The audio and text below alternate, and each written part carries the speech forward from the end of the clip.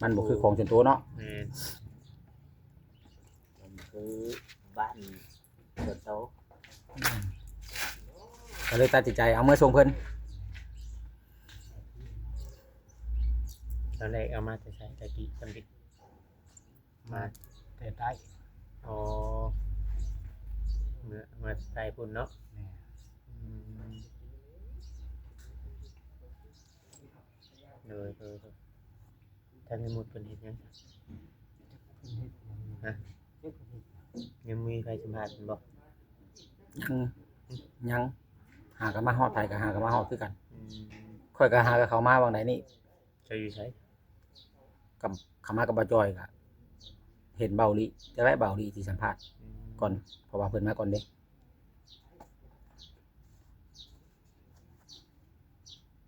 มีแต่ว่าโอลีแล้วว่ามื้อนี้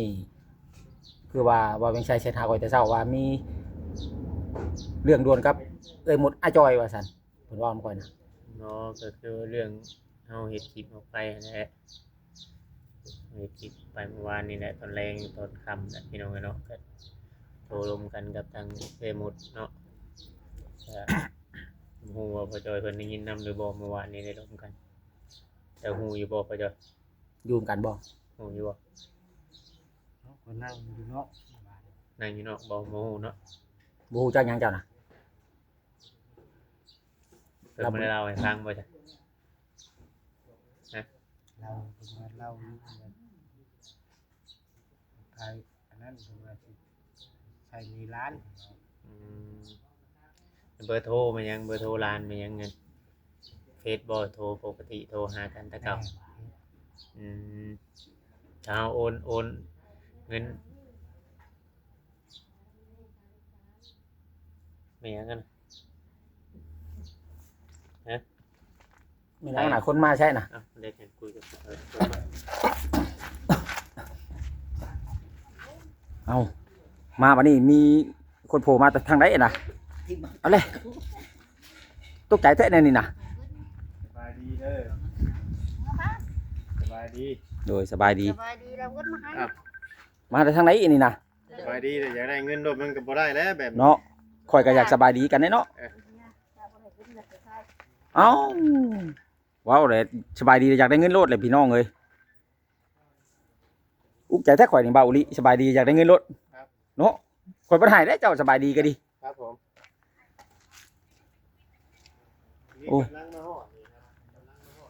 เอาพี่น้องเลยเมื่อกี้นี่มีคนจักมาจากทางใดพี่น้องเนาะจักเพิ่นมาอยากกลับบ้านว่าซั่น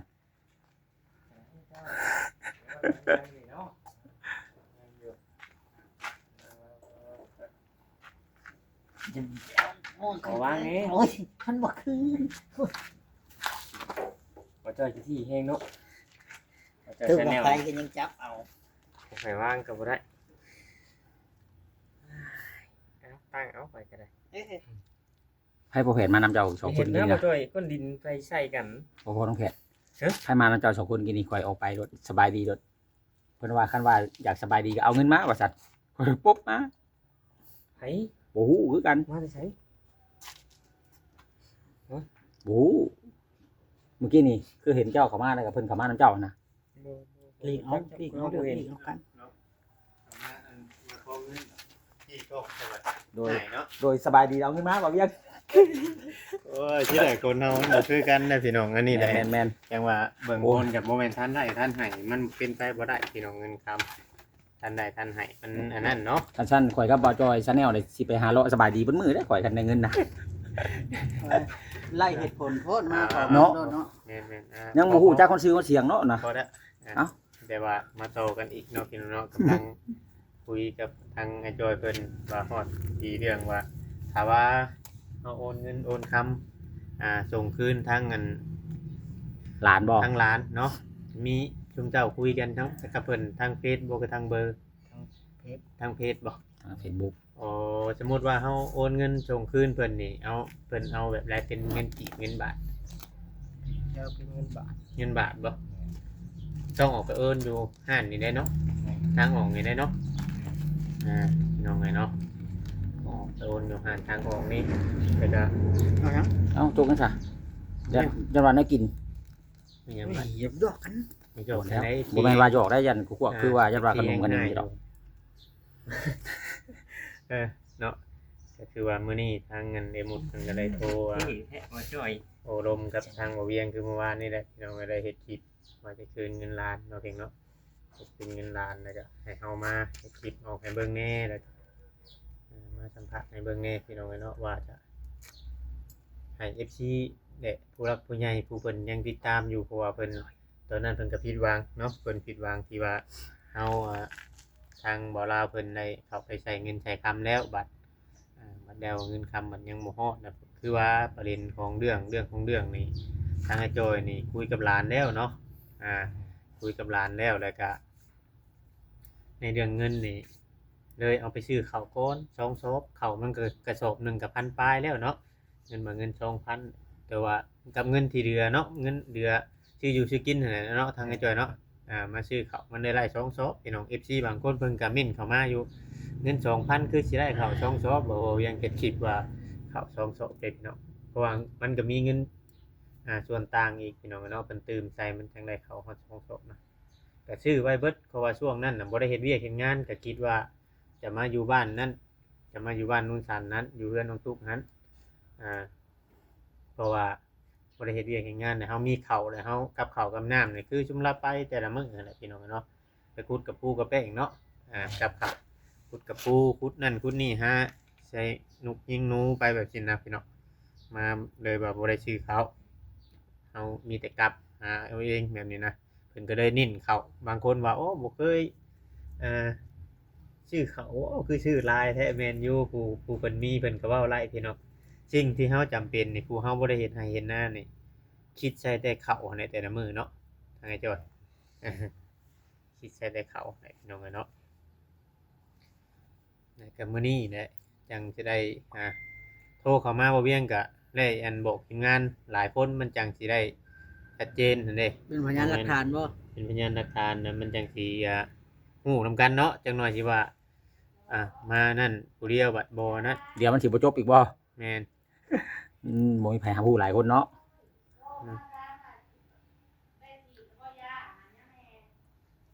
ก็เลยอันนั้นพี่น้องเนาะเราก็เลยเข้ามาพร้อมๆกันฮู้จังหน่อยว่าFC ผู้หนึงฮู้ FC ผู้หนึงบ่ฮู้ว่าผู้หนึงสิเข้ามาถามผู้นี้เข้ามาถามมันสิมันบ่ได้ แต่มันบ่จบเนาะ แม่นบ่จบถามแต่เรื่องเก่าๆบางที FC เพิ่นก็เบื่อพี่น้องเนาะ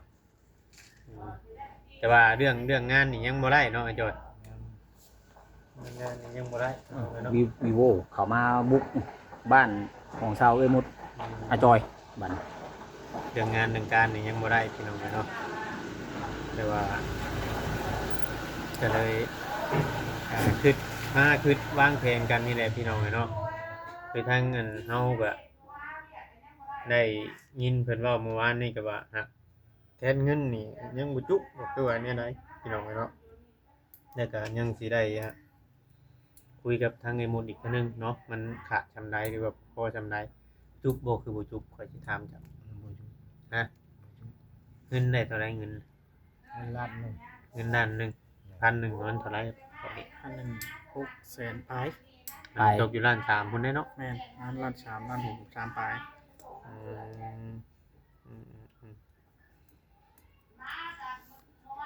นั่นแหละพี่น้องเนาะคำว่าเรามาใช้แล้วคำว่าเราไปใช้นี้นี่ก็เราก็เลยเมื่อ เอาเงินเอื้อยมาอีกคือเก่าพี่น้องมันเป็นหนี้ที่ว่าบ่จบบ่สิ้นแล้วก็ ใช่หนี่ผู้นี้จะเป็นหนี่ผู้นั้นต่อ แม่น แม่ แล้ว นนี่ ก็ เนาะ บัดนี้บ่ยังสิอธิบายแบบนี้ให้ FC เข้าใจเนาะพี่น้องเนาะบางคนเพิ่นก็ว่าเอายัง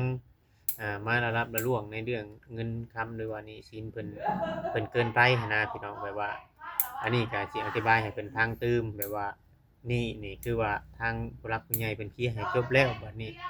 เพิ่นบ่ฮู้นำเฮานะเนาะว่านี่หยังหันนะเราต้องอธิบายให้เพิ่นฮู้เด้มันบ่แม่นเงินเฮาก็เฮาสิอธิบายนี่ FC บางคนว่าคนอื่นห้ามเชื่อเรื่องนี้เรื่องศีลจังซั่นจังซี่นะเพิ่นคอมเมนต์กันเข้ามานะเฮาก็เลยบ่คักบ่แน่นะพี่น้องเนาะอธิบายเพิ่นฟังแต่ว่าใช่นี่ตัวนี้เนี่ยไปยืมเอานี่ใหม่มาคือว่าเพื่อเคลียร์บ่อยากให้ทั้งลูกหลานนี้เนาะ นั่นทั้งที่บ่จอยนี่ทั้งไอ้จอยนี่บ่จอยนี่เพิ่นก็คุยกันอยู่แล้วกับหลานกับหยังเพิ่นน่ะว่าให้มันจบให้มันตกแตกอยู่แล้วพี่น้องเนาะก็เลยผู้เพิ่นบ่ฮู้นำเพิ่นแหละพี่น้องเพิ่นก็เลยนะมีแต่ว่าให้เข้าใจกันทั้งนั้นทั้งนี้เนาะ แม่น เข้าใจกันพี่น้องเนาะคนเฮามันน่ะบ่ฮู้ใจบางคนก็คอมเมนต์ไปต่างๆนานาพี่น้องเอ้ย คอมเมนต์โดยบ่ฮู้ความจริงเนาะ โดย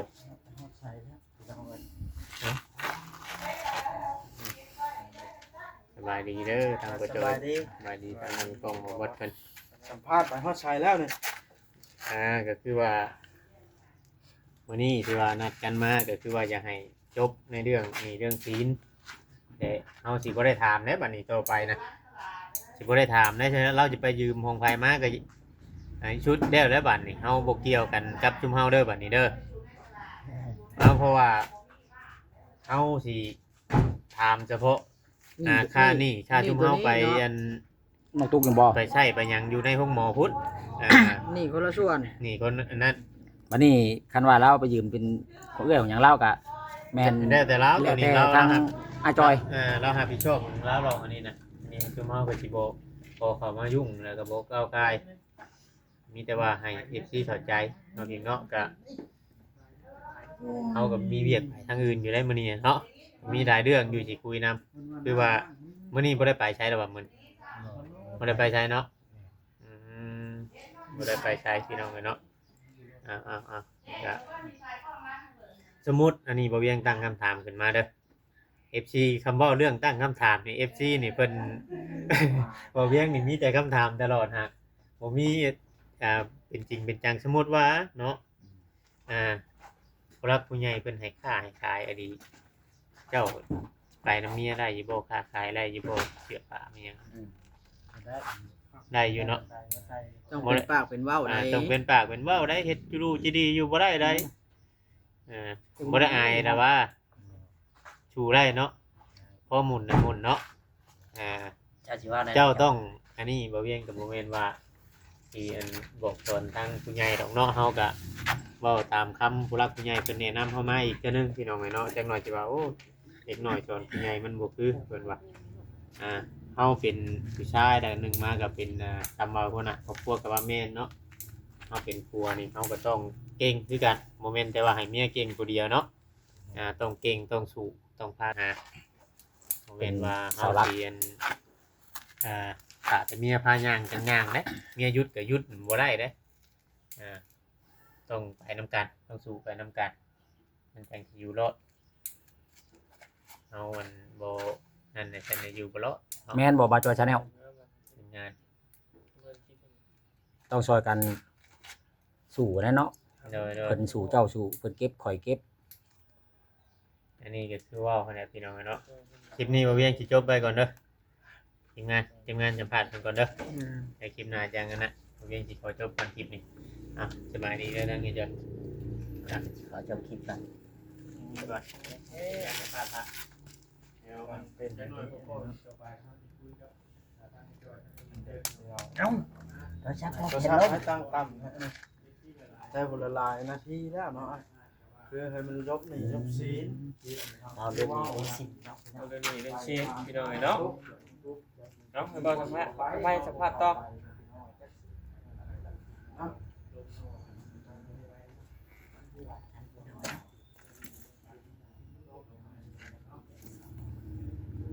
มื้อนี้ทางบ่เวียงมาเคลียร์เรื่องหนี้สินที่นี่แหละ เนาะ ใช้จ่ายหรือว่าหยังอยู่ห้องหมอนี่ยืมผู้นั้นยืมผู้นี้แหละ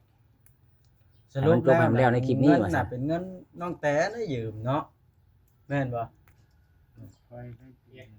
เจ้าบอกแล้วบอกให้มันใช้หนี่ใช้สินแล้วนะ ว่าเวียงยังสิออกไปโอนอยู่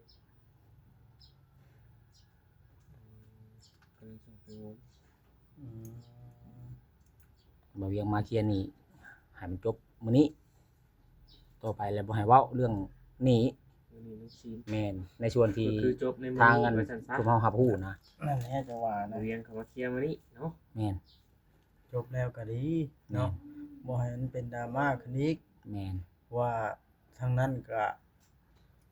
น้องแต่เพิ่นก็ส่งข้อความเสียงมาให้ข่อยฟังอยู่ ว่าในได้บ่มด ฮะ ว่าในได้ อ้าวก็คือเว้าบ่ได้ซะน่ะข่อยเว้าเลยทีนี้ ว่าตัวไหนน่ะ เรื่องเงิน 2,000 นั่นเด้ที่น้องตุ๊กกล่าวถึงในตอนนั้นน่ะ เออ เคลียร์จบมานี่แล้วก็คือจบ เออ บัดนี้ เรื่องเงิน บ่ ตัว เว้า นั้ ถึ น งอีก อืม นะข่อยเว้าน่ะ มันจบเนาะ อ่า เลว มีเป็นศีลเรียนมันจบ นั่นแหละข่อยอุกใจถ้าบ่จบแล้วมันมีผู้ลือพื้นเคลียร์ขึ้นมาอยู่หั่นได้มันบ่แล้วบ่ทั่วเด้ เออ ข่อยละอุกได้หันนะ โอ้เนาะ อุกกันแล้วเนาะพ่อจอย มันบ่จบเด้ มันว่าเฮานำบ่ขึ้นมาอยู่แต่ผู้ใหม่พูนบาดนี้มันเว้าขึ้นมาหันนะว่าเฮาเชยอยู่เรื่องของเฮาอยู่แต่ว่ามันผู้ใหม่เป็นผู้เว้าหั่นนะเฮาบ่เคยชื่อว่าไผเป็นผู้เว้า มันหักมีออกมาใน YouTube นี่เนาะได้เห็นแต่ละมื้อนะ ว่าบ่ให้เว้าเรื่องเงินน่ะถามเรื่องเงินบ่แนวนั้นโดดได้เนาะกันเฮาบ่เคลียร์ให้มันแล้วนะ นั่นแหละแต่ แต่ว่าเคลียร์ให้มันแล้วจ้าบัดนี้น่ะข่อยจะอุกใจนํทั้งอาจอยนี่ก็บ่แฮงนี่หางานก็บ่ได้นี่ เป็นจังได๋ น้ำก้อนได้ใช่จอย มีอยู่บ่งานเฮ็ดเวียกเฮ็ดแถวใกล้นี่ ยังไม่ได้ไปใช่ไหม บ่บ่สิพอหาซอกได้อยู่บ่มีแต่ใช้เงินตัดอ้อยเบิดแล้วเงินเดี๋ยวนี้น่ะเงินตัดอ้อยก็ดี สรุปแล้วก็มานี่นี่ใช้ให้มันจบเนาะพ่อจอยบ่ว่าทอได้บาดนี่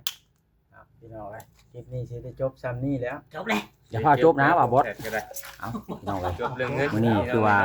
ทางบ่าวเวียงเพิ่นมาเคลียร์เรื่องเงินเรื่องคำพี่น้องเนาะก็ให้มันจบมันสิ้นไปแล้วในคลิปนี้พี่น้องเอ้ยเพื่อว่าบ่ให้มีการดราม่ากันเข้ามาอีกพี่น้องเนาะโอเคพี่น้องคลิปนี้ก็หลายนาทีพอสมควรพี่น้องเอ้ยที่พลาดประการใดขอโทษขออภัยนำพ่อแม่พี่น้องนำ BC เบิร์ดจะขู่ทุกคนพี่น้องเนาะไปพบกันใหม่ในคลิปต่อไปคลิปนี้สบายดี